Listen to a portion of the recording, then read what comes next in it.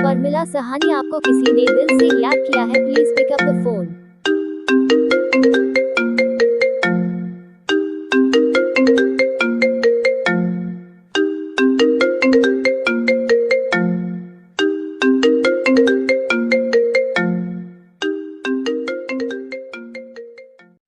किसी भी मोबाइल की रिंगटोन के साथ अपने नाम की रिंगटोन बनवाने के लिए अपना नाम कमेंट में लिखें और चैनल को सब्सक्राइब जरूर करें।